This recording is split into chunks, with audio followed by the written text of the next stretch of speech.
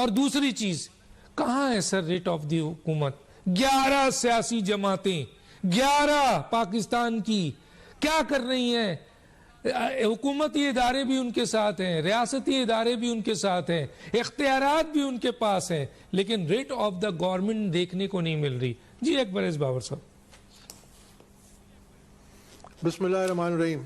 آپ نے بالکل صحیح کہا، اور اس سے پہلے جو گفتگو ہوئی اس میں تمام وہ جو حالات تھے وہ سامنے لائے گئے، اور اس میں کوئی شک نہیں ہے کہ میری ذاتی رائے میں کہ پاکستان کی اس نہج تک پاکستان کو پہنچانے میں تمام اداروں نے اپنا حصہ ڈالا ہے، کسی نے زیادہ ڈالا ہے، کسی نے کم ڈالا ہے۔ لیکن اب جب ہم جہاں پہنچے ہیں، یہاں سے ہم نے آگے کیسے جانا ہے؟ کیا ہم نے ڈوب جانا ہے یا ہم نے باہر نکلنا ہے اور اس کے لیے عملی طور پہ کچھ کرنا ہے؟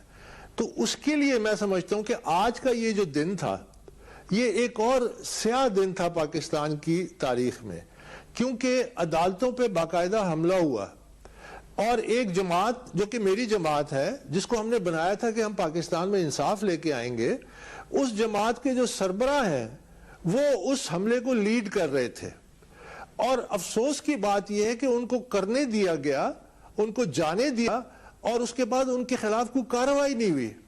اگر ایک فعال حکومت ہوتی تو جب عدلیہ پہ حملہ ہوتا ہے تو جو لوگ کرتے ہیں اس کا اسی وقت نوٹس لیا جاتا ہے، ان کو گرفتار کیا جاتا ہے۔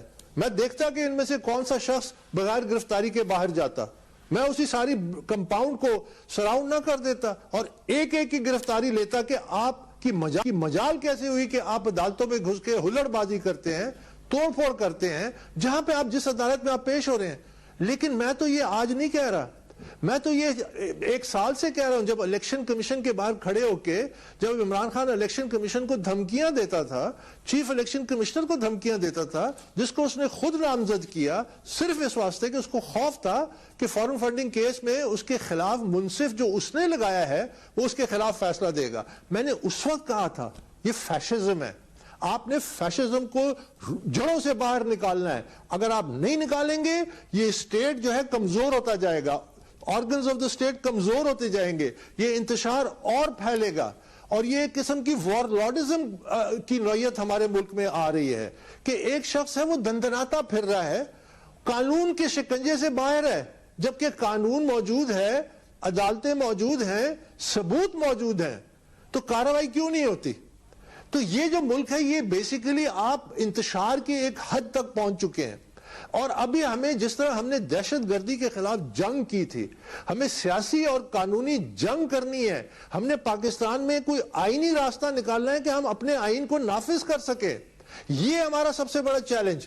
اور میں بارہا یہ آپ کے سامنے کہتا آیا ہوں کہ پاکستان کی جو آپ نے تمام مسائل ایک وقت میں آپ حل نہیں کر سکتے، لیکن آپ روٹ کاز آف دا مسئلے پہ جائیں۔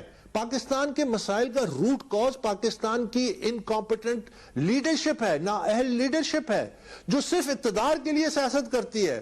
آپ یہ معاملات کیسے چینج کریں گے؟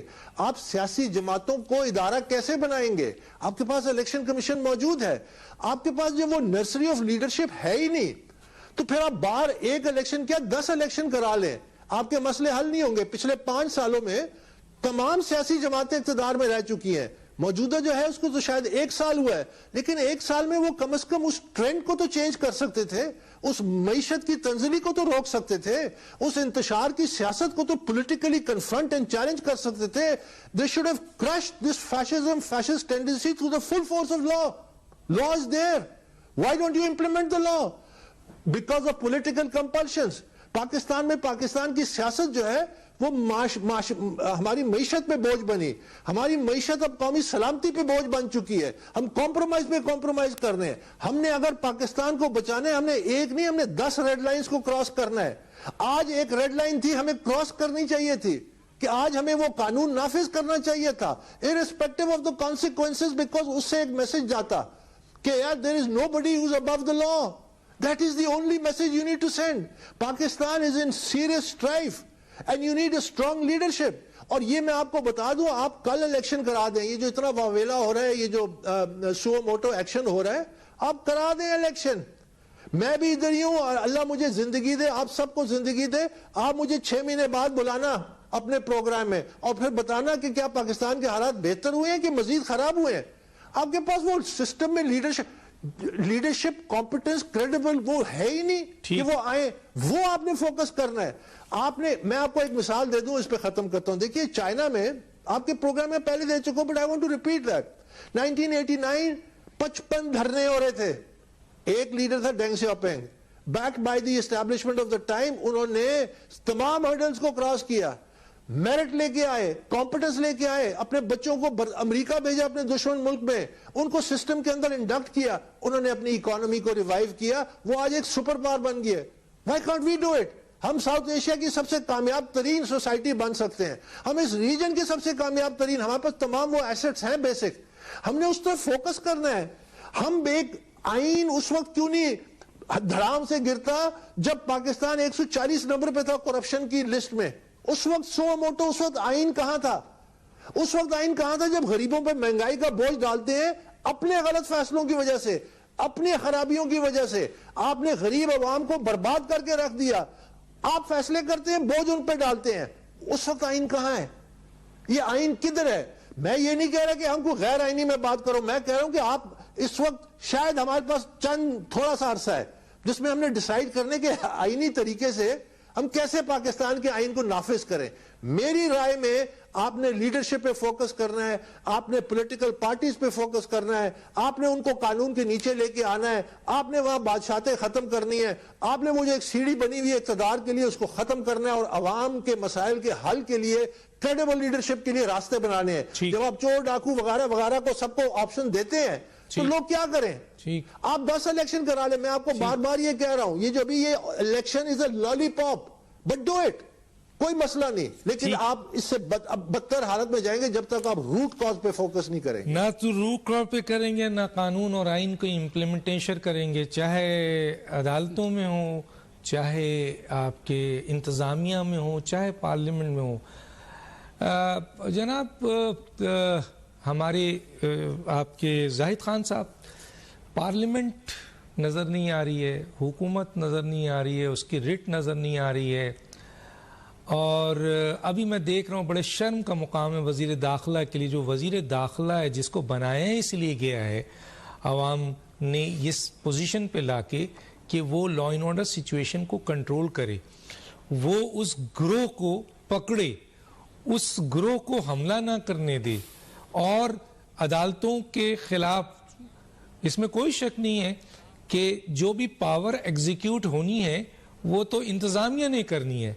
عدالت کا اپنا کوئی سیکورٹی سسٹم ایسا نہیں ہے کہ وہ گرفت پکڑ لے. ٹھیک ہے, عدالت اس کے خلاف اگر پھر بھی ضمانت دیتی ہے, یہ سوال تو ہے, لیکن ایگزیکیوشن, ابھی مجھے شرم آتی ہے وزیر داخلہ بیٹھ کر یہ بیان دے رہے ہیں کہ یہ مسلح گروہ عمران خان کی سربراہی میں حملہ کیا ہے, عدالت میں قانون توڑا ہے اور آئین توڑا ہے اور عمران خان نے کرپشن کیا ہے. یہ وزیر داخلہ کہہ رہا ہے اور یہاں یہ چیزیں ہو رہی ہیں, تو کیا میں نے یا آپ نے یا کنرانی صاحب نے یا اکبر ایس بابر نے اس پہ ایکشن لینا تھا؟ کہاں ہے ریٹ آف دی گورنمنٹ؟ کہاں ہے وزیر اعظم؟ کہاں ہے آپ کے حکومت کو جو ایگزیکٹو اختیارات ہیں 97 کا؟ کیا کہیں گے سر؟ شکریہ ڈاکٹر صاحب میرے ساتھ خاص کے فل کوٹ نہیں بنائے, یہ کیا ہے سر؟ دیکھیے ڈاکٹر صاحب, میں پہلے بھی کہہ چکا ہوں آپ کے سامنے کہ اس میں تمام جو کی پلیئرز ہیں, کی جو اسٹیٹ کے جو آرگنز آف اسٹیٹ ہیں, وائٹل آرگنز جسے ہیں, تو وہ سارے کے سارے ان کا اپنا ایک کردار رہا ہے, سب نے اپنا حصہ ڈالا ہے. میں نے کہا نا کہ کسی نے زیادہ ڈالا, کسی نے کم ڈالا, یہ آپ بحث کر سکتے ہیں, لیکن یہ پرابلم یہ ہے کہ یہ اب ایک تالاب ہے جو پولوٹڈ ہے, جس میں فریش واٹر نہیں آ رہا, اور یہ جو پولوٹڈ تالاب ہے یہ اب آپ کی لائف لائن نہیں بن سکتا, کیونکہ آپ کی جو اکانومی کولیپس کر رہی ہے, یہ وہ ایک ایسا ہارڈ فیکٹ ہے جو 22-23 کروڑ لوگوں کو ڈائریکٹ ہٹ کرتا ہے. آپ نے اس کے حل ڈھونڈنے ہیں. اس کے حل کے لیے آپ کو فعال ادارے چاہیے, اس کے حل کے لیے آپ کو فعال کردار اور کریڈیبل کمپیٹنٹ لوگ چاہیے. آپ کو ایسا نظام چاہیے جو یہ لوگوں کے بنیادی حقوق کو انشور کر سکے, ڈیلیور کر سکے. وہ صرف تقریریں نہ کریں, وہ صرف باتیں نہ کریں مختلف جگہوں پہ جہاں پہ یہ بات کی جاتی ہے کہ جی آئین سب سے بالا تر ہے. تو میں تو کہتا ہوں کہ آئین کا بنیادی مقصد کیا ہے؟ لوگوں کی خدمت کرنا, لوگوں کے حقوق کا تحفظ کرنا. وہ تو نہیں ہو رہا. ان کے بنیادی حقوق روزانہ ٹرمپل ہو رہے ہیں. ان کی جو بنیادی ضروریات ہیں وہ پوری, تو ایک پورا نظام جو ہے وہ کولیپس کر رہا ہے. تو آپ نے اس کو ایڈریس کرنا ہے. وہاں پہ کسی قسم کی کوئی نہ سوچ ہے, نہ ڈائریکشن ہے, نہ آپ کو کوئی ایسا کوئی نظر آتا ہے کہ آپ نے اس کے سلوشنز کی طرف جانا ہے. دیکھیے مثلا اب چونکہ میری جماعت ہے تو مجھے سب سے زیادہ گلہ اسی سے ہوتا ہے جب ہماری جماعت کا جو چیئرمین ہے پارٹی کا, جو بیسیکلی 2 ٹرم کے لیے تھا, جو اوریجنل کانسٹیٹیوشن تھا ہمارا, لیکن وہ بھی ایک مونارک بن گیا, وہ کہتا ہے میں نہیں چھوڑوں گا. یعنی اس کا اگلے الیکشن کا منشور کیا, میں نہیں چھوڑوں گا. تو وہ کس کو نہیں چھوڑ رہا؟ وہ تو پاکستانی قوم کو نہیں چھوڑ رہا. تو یہ اب ہم سب کی ذمہ داری ہے کہ ہم ہاتھ اٹھا کے کہیں کہ بھئی ہم آپ کو نہیں چھوڑیں گے. آپ نے ہمارے حقوق پہ ڈاکہ ڈالا ہے, آپ نے ہمارے حقوق کو ڈیلیور نہیں کیا, آپ نے یہ وعدے کیے تھے آپ یہ نہیں کر سکے. ہمیں شعور سے کام لینا ہے اگر تو ہم نے اس ملک کو بچانا ہے. تو یہ طریقہ وہی ہے کہ آپ نے ایک پورا کوانٹم جمپ لینا ہے, ایک لیپ لینی ہے لیڈرشپ کے حوالے سے. That is the only way forward. اس پہ آپ فوکس کریں. اور میں سمجھتا ہوں ڈاکٹر صاحب کہ اب یہ وقت آ گیا کہ Pakistan needs a time out, Pakistan needs a break. اگر تو کوئی قانونی طریقہ, کوئی ایمرجنسی اور وٹ ایور, آئینی طریقے سے آئین کو نافذ کرنے کے لیے یو نیڈ اے بریک. کم از کم 5 سال کے لیے. یہ جو انتشار کی سیاست ہے یہ ہمیں لے ڈوبی ہے. یہ ہم سب اسی اس قید میں پولیٹیکلی کریکٹ بات کرنے میں ہم پھنس گئے ہیں. کیونکہ یہ پولیٹیکلی بڑا کریکٹ ہوتا ہے کہ ہر کوئی ٹی وی پہ آ کے کہتا ہے آئین کے مطابق, آئین بالکل آئین کے مطابق. لیکن یہ جو میں نے بتایا کہ یہ تمام آئین شکنیاں ہوئی جو عوام کے حقوق سے جس کا تعلق ہے, اس کا کیوں نہیں جواب دہ بنتے؟ جب آپ اس کا جواب دہ بنیں گے تو آپ سٹرکچرل چینجز لائیں گے, آپ فنڈامنٹل چینجز لائیں گے. پاکستان کی اکانومی کو سٹیبلائز کرنا ہے. اکانومسٹ موجود ہیں پاکستانی کمپیٹنٹ دنیا میں, ان کو لانا ہے. ان فوسل سے جان چھڑانی ہے جو بار بار ریسائیکل ہو کے آتے ہیں. اس لیڈرشپ سے جان چھڑانی ہے جو بار بار ریسائیکل ہوتے ہیں. کیونکہ ایک فیلڈ لیڈرشپ کو ریسائیکل کر کے آپ کو کوئی نئی لیڈرشپ نہیں ملے گی. آپ نے جوڈیشری کے اندر جو ریفارمز کرنے, جو بھائی بیٹھے ہیں جو بہتر سمجھتے ہیں, بہت سارے طریقے ہیں جوڈیشل ریفارمز کی, یقیناً ضرورت ہے, آپ کو وہ کرنا پڑے گا. یہ وہ چیزیں ہیں جس کی طرف فوکس کرنا ہے. آپ نے کم از کم 5 سال ٹائم آؤٹ لینا ہے. یہ ہم نے 8-10 سال جو ہے جس انتشار میں ہم نے اپنے آپ کو ڈالا, جس آگ نے اب ہمیں لپیٹ لیا ہے, اور یہ ہمیں کھا جائے گی اگر ہم آج بھی نہ جاگے. We have to take radical steps. We have to move on and we have to forget the past. ہم نے اس میں یہ نہیں دیکھنا وہ کون ہے. ہم نے آگے جانا ہے اور اس کے لیے فنڈامنٹل سٹیپس لینے ہیں, اور کوشش کریں کہ وہ آئینی طریقے سے مل جائیں اور قانون کے دائرے میں رہتے ہوئے مل جائیں. کیونکہ اگر کچھ عرصے تک اسی طرح چلتا رہا تو شاید ہم واپس 0 پہ آ جائیں, ہم واپس الف سے ہمیں شروع کرنا نہ پڑ جائے. ہماری ہوگی وہ بدبختی ہوگی, لیکن شاید وہ ادھر تک ہم جا رہے ہیں. Because we are going reaching a point of no return. سو یہ آپ مت کہیے کہ یہ اسی طرح چلتا رہے گا. No, something will have to give. اور وہ